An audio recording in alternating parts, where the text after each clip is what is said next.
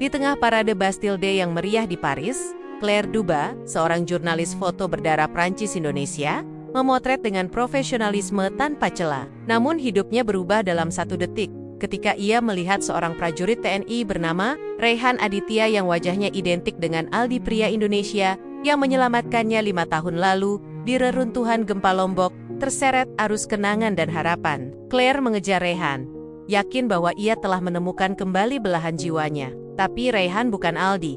Fakta ini menghancurkan Claire, namun juga membuka jalan bagi pencarian penuh luka dan harapan. Dalam perjalanan mencari Aldi yang hilang, Claire dan Rehan justru menemukan sesuatu yang jauh lebih dalam tentang cinta, kehilangan, dan keberanian untuk melangkah maju meski hati masih dipenuhi bayang-bayang masa lalu. Ikuti perjalanan Claire Duba, seorang jurnalis foto keturunan Prancis Indonesia yang hidupnya berubah saat melihat wajah seorang prajurit TNI di Paris yang mengingatkannya pada pria yang pernah menyelamatkannya dari reruntuhan gempa di Lombok. Sinilah cinta, trauma, dan pencarian jati diri berpadu dalam cerita menyentuh hati. Episode baru setiap minggu, cerita fiksi original, drama emosional, kisah lintas budaya. Jangan lupa subscribe dan aktifkan lonceng notifikasi. Karena setiap gambar menyimpan kenangan, dan setiap kenangan bisa membawamu pulang. Langit Paris yang itu berwarna biru terang, tanpa awan. Suara derap sepatu dan gemuruh sorakan rakyat menyatu jadi satu irama. Menggema sepanjang Champs, Lis, spanduk, bendera, dan kamera bergoyang-goyang di udara. Orang-orang berdesakan, berlomba mendapatkan sudut terbaik untuk menyaksikan parade Bastille Day yang megah itu. Di antara kerumunan, Claire Duba berdiri tenang. Kamera DSLR tergantung di lehernya. Kedua tangannya menggenggam erat bodi kamera seperti memeluk seseorang yang tak ingin dilepas. Ia tak tersenyum. Bahkan, ketika orang-orang di sekelilingnya berseru, "Girang!", Claire hanya mengarahkan lensa ke arah para pasukan yang lewat satu demi satu. Marinir Prancis, delegasi NATO, lalu unit pasukan asing dari berbagai negara. Matanya tajam, fokus, namun dingin. Claire bukan tipe fotografer yang mudah hanyut dalam suasana. Ia belajar bertahan-tahan untuk jadi seperti ini, menahan emosi, tetap tenang, profesional. Ia pikir tak ada satupun hal di dunia ini yang bisa menggoyahkan konsentrasinya saat memotret. Tapi itu sebelum matanya tertumbuk pada rombongan terakhir yang berjalan gagah melewati Arc de Triomphe. Pasukan TNI merah putih kecil tertempel di lengan kiri seragam mereka. Langkah kaki mereka mantap dan teratur. Wajah-wajah para prajurit muda itu penuh disiplin. Tapi satu wajah membuat Claire membeku. Nafasnya tercekat. Kamera di tangannya jatuh, menggantung di dadanya. Claire menatap leket-leket seorang pria berseragam loreng hijau dengan baret merah. Barisan ketiga dari kiri. Posturnya tegap, mata lurus ke depan. Wajahnya, Tuhan, wajah itu, Aldi, bisikan kecil lolos dari bibir Claire. Lututnya terasa lemas. Ia menunduk sesaat, mencoba menenangkan diri, menepuk-nepuk pipinya. Tidak, ini pasti kebetulan. Orang mirip, itu biasa. Tapi saat ia menatap lagi, keraguan itu runtuh. Wajah itu adalah wajah yang selama 5 tahun ini hadir di mimpinya. Pria yang memeluknya erat di bawah puing hotel, yang menyuapinya air dari tutup botol, yang menyanyikan lagu dengan suara lirih saat malam terlalu gelap dan dunia terasa nyaris berakhir. Aldi, orang yang menyelamatkan hidupnya dan menghilang tanpa jejak saat semua orang datang. Tanpa pikir panjang, Claire mendorong tubuhnya melewati kerumunan. "Excuse-moi," teriak seseorang saat tubuh Claire menyenggolnya. Claire tak peduli. Ia berlari, menerobos garis polisi yang menjaga parade. Seorang petugas berseru dalam bahasa Prancis. Tapi Claire sudah terlalu jauh. Ia menangis. Tak tahu apakah itu air mata senang, terkejut, atau panik. Yang ia tahu, Aldi ada di sana. Iya, dan Claire tak mau kehilangannya lagi. Ketika barisan pasukan TNI mulai mendekat, Claire menyeruak ke depan. Lalu tiba-tiba memeluk prajurit itu dari samping. "Aldi, astaga, kamu hidup, jeritnya dalam bahasa Indonesia yang patah-patah. Sambil terisak, prajurit itu langsung menghentikan langkahnya. Refleks menoleh ke arah wanita yang memeluknya erat. Matanya membesar. Komandan di barisan depan segera memberi aba-aba berhenti. Claire tak melepaskan pelukannya. Tangannya gemetar. Suaranya pecah. Aku Claire. Dari Lombok, hotel, reruntuhan. Kamu ingat kan? Pasukan TNI di sekeliling menatap bingung. Beberapa mulai membisikkan sesuatu satu sama lain. Raihan, nama prajurit muda itu, menunduk, mencoba melepas pelukan Claire dengan hati-hati. Ia tampak gugup. "Maaf, saya bukan Aldi," katanya perlahan. Dalam bahasa Indonesia yang lebih lancar dari Claire, Claire menagong. Ia mengangkat wajahnya, menatap mata pria itu dari dekat. Jarak mereka hanya beberapa sentimeter. Itu bukan mata Aldi. Ada keteduhan, iya, tapi tidak ada luka. Tidak ada sorot yang sama. Raihan Aditya, Letnan 2, pria itu memperkenalkan diri. Canggung. "Saya belum pernah ke Lombok, Mbak. Mungkin salah orang." Claire melepaskan pelukannya perlahan. Wajahnya pucat. Ia melangkah mundur. 1 langkah, 2 langkah. Kamera di lehernya terasa seperti beban. Orang-orang mulai bertepuk tangan lagi, mengira ini bagian dari pertunjukan. Seorang polisi Prancis menggiring Claire keluar dari area parade dengan lembut. Sementara Raihan menatap punggungnya dengan ekspresi aneh campuran penasaran, kasihan, dan sedikit tergok. Claire berjalan lunglai. Dunia terasa goyah. Wajah yang selama ini ia kejar di setiap mimpi, yang ia bayangkan akan datang lagi dengan pelukan hangat, ternyata hanya bayangan. Bayangan yang menyerupai, tapi bukan milik orang yang ia cintai. Dan untuk pertama kalinya setelah bertahan-tahan, Claire merasa benar-benar sendirian. Claire menatap kosong ke layar laptopnya di kamar hotel kecil di arrondissement ke-7, tak jauh dari Menara Eiffel. Hujan rintik-rintik mengetuk jendela, mengiringi kehampaan yang sudah 2 hari bersarang di dadanya. Foto-foto parade masih terbuka. Wajah Raihan terpampang jelas di layar. Pria itu tersenyum tipis, mengenakan seragam loreng dan baret merah, persis seperti Aldi 5 tahun lalu. Tapi dia bukan Aldi. Bukan. Claire menghela napas, menyeka air mata yang mengering di pipinya. Ia menyesali tindakannya yang impulsif. Pelukan tiba-tiba di tengah parade, itu jadi viral. Beberapa media menyebutnya drama emosional antara tentara dan wanita misterius. Tapi Claire tidak peduli. Bagi dunia, itu cuma momen aneh. Bagi Claire, itu kehancuran. Pintu kamar diketuk. Claire mendiamkan. Ketukan datang lagi. Lebih sabar, ia akhirnya bangkit.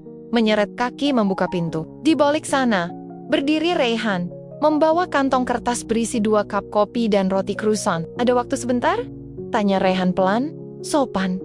"Saya cuma, pengen ngobrol." Claire mematung beberapa detik, lalu menyingkir, mempersilahkan masuk. Raihan berjalan masuk ragu-ragu, seperti takut menyentuh udara. Claire duduk di ujung tempat tidur, Raihan di kursi dekat meja kerja. "Maaf, kalau saya bikin malu." Claire membuka percakapan lebih dulu. Suaranya serak. "Bukan bikin malu," Raihan menjawab. "Saya cuma kaget." Claire mengangguk. Ia memeluk lutut, menunduk. "Aku pikir kamu dia, Aldi. Dia yang nyelamatin aku waktu gempa di Lombok 5 tahun lalu. Kami terjebak di bawah reruntuhan hotel. 3 hari, tanpa cahaya, tanpa makanan. Hanya dia yang membuatku tetap hidup." Raihan menyimak. Wajahnya pelan-pelan berubah. "Terus, waktu diselamatkan, dia hilang. Pas tim SAR datang, dia nggak ada. Aku pikir dia mungkin korban juga. Tapi, aku cari terus. Ke rumah sakit, ke daftar pengungsi, ke sosial media, nggak ada. Lalu kemarin, waktu parade itu, aku yakin kamu dia." Raihan mengangguk pelan. "Wajah Aldi semirip itu sama saya." Claire tersenyum kecil, getir. Kembar pun mungkin kalah mirip. Tapi sorot matanya beda. "Kamu tenang, dia hancur, tapi kuat." Raihan menunduk. Ia membuka ponsel, mencari sesuatu. "Saya coba tanya ke satuan saya, database personel yang pernah ditugaskan ke Lombok saat itu. Nggak ada nama Aldi yang cocok. Artinya, besar kemungkinan dia bukan tentara, mungkin relawan, atau warga sipil." Claire terdiam lama. Hati kecilnya sebenarnya sudah tahu Aldi bukan prajurit. Tapi entah kenapa, ia selalu membayangkan Aldi sebagai bagian dari sesuatu yang besar, berani, kuat, sama seperti Raihan. "Kamu pengen nyari dia?" tanya Raihan akhirnya. Claire menatapnya. "Aku nggak tahu, tapi kalau aku nggak nyari, rasanya aku nggak akan pernah benar-benar bisa lanjut hidup." Raihan menatap matanya. Ada kesedihan di sana, tapi juga kekuatan. "Kalau gitu, kita kari soma-soma." Claire mengernyit. "Kita?" Raihan mengangguk. "Aku lagi cuti 3 hari di Paris. Aku bisa bantu cari data pengungsi gempa. Atau relawan waktu. Itu, siapa tahu, nemu jejak Aldi." Claire hanya bisa mengangguk pelan, lalu menandok. Dadanya terasa penuh bukan cuma karena harapan, tapi juga rasa bersalah. Ia tahu hatinya sudah mulai menggantungkan sesuatu pada Rayhan. Dan itu tidak adil, bukan buat dirinya, dan bukan buat Rayhan. Beberapa jam kemudian, di ruang data milik Organisasi Bantuan Internasional, mereka berdua duduk di depan layar komputer besar. Staf lokal membantu membuka arsip digital pengungsi dan relawan gempa. Lombok tahun 2020, Claire menggigit bibir saat melihat foto-foto para penyintas. Tak ada Aldi, tapi satu nama mencuri perhatiannya, Aldi Mahendra, usia 28 saat itu, relawan kesehatan dari Yogyakarta, tercatat menghilang dari titik pengungsian 3 hari setelah gempa. Ini dia, seru Claire, menunjuk layar. Aldi Mahendra. Itu dia. Rayhan langsung mencatat data, nomor identitas sukarelawan, alamat asal, dan kontak darurat yang kini tak aktif. Tapi ada satu data penting. Ia sempat ditangani oleh psikolog lapangan karena trauma berat, lalu menghilang dari sistem. Claire duduk perlahan, tubuhnya lunglai. Jadi dia hidup, bisiknya. Ya, tapi dia tidak pernah kembali ke kehidupannya. Mungkin sengaja menghilang. Puncak konflik, malam harinya, di tepi sungai Seine. Claire dan Rayhan duduk bersebelahan di kursi taman. Lampu jalan menyala temaram. Claire menggenggam cangkir kopi hangat dari vending machine. Rayhan menatap sungai yang berkilau. Kalau kita ketemu dia nanti, kamu mau apa? Tanya Rayhan tiba-tiba. Claire berpikir. Lama, aku nggak tahu. Jawabnya jujur. Bagian dari aku masih berharap bisa melanjutkan cinta yang tertunda. Tapi bagian lain, takut dia bukan orang yang sama lagi. Rayhan menatapnya pelan. Kamu tahu, aku ikut bantu karena cerita kamu nyentuh banget. Tapi aku juga takut, Claire. Cek, kenapa? Takut kamu terus lihat aku sebagai bayangan Aldi, bukan sebagai aku. Rayhan. Claire terdiam. Kata-kata itu menikam. Ia menoleh perlahan, menatap Rayhan. Aku nggak minta kamu jadi Aldi, Ray. Kamu itu, lebih dari itu, kamu nyata, kamu hadir. Ya, tapi kamu belum siap melepaskan Aldi. Claire tak menjawab, matanya berkokek-kokokah. Rayhan berdiri, menatapnya terakhir kali malam itu. Kalau kamu yakin, pengen cari dia, kita terusin besok. Tapi kamu juga harus jujur sama hatimu, Claire.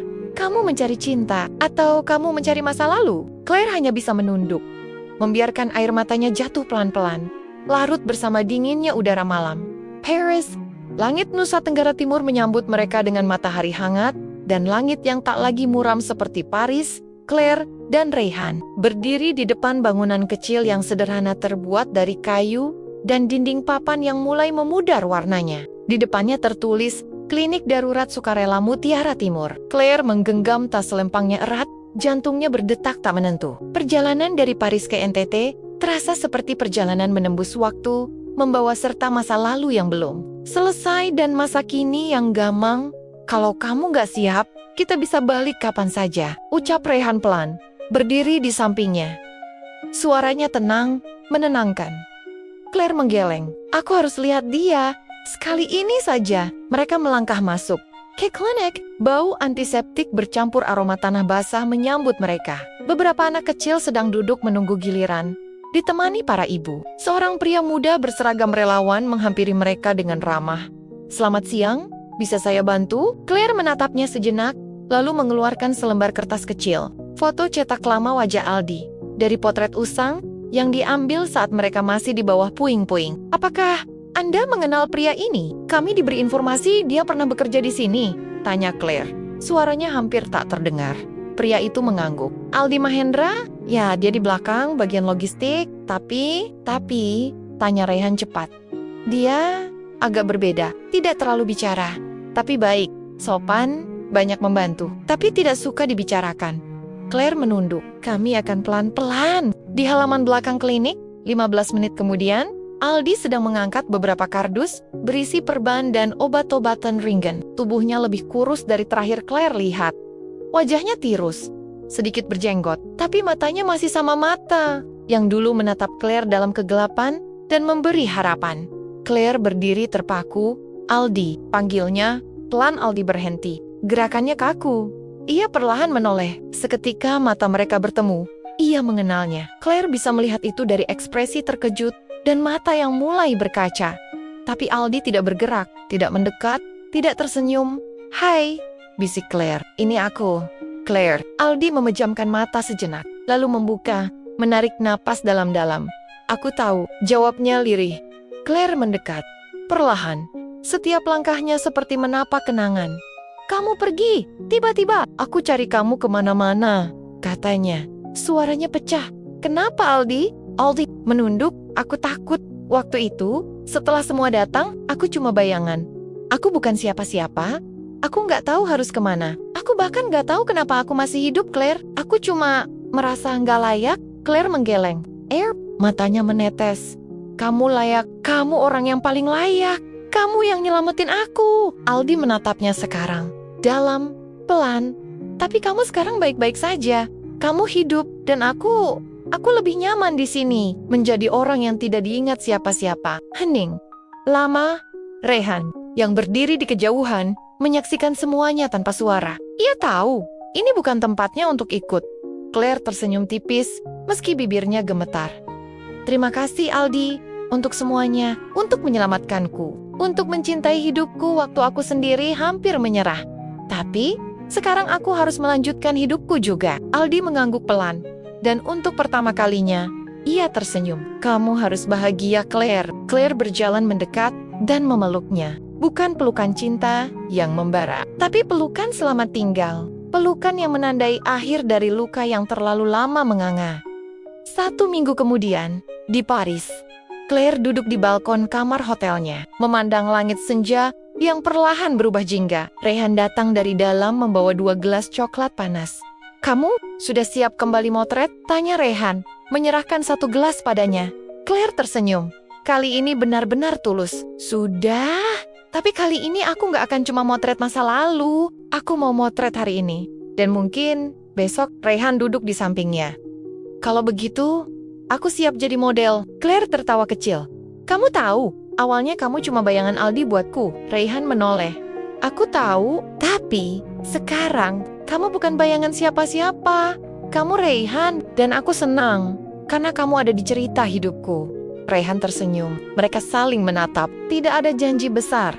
Tidak ada ciuman seperti di film. Hanya 2 hati yang saling memahami luka dan memilih untuk tumbuh bersama pelan-pelan.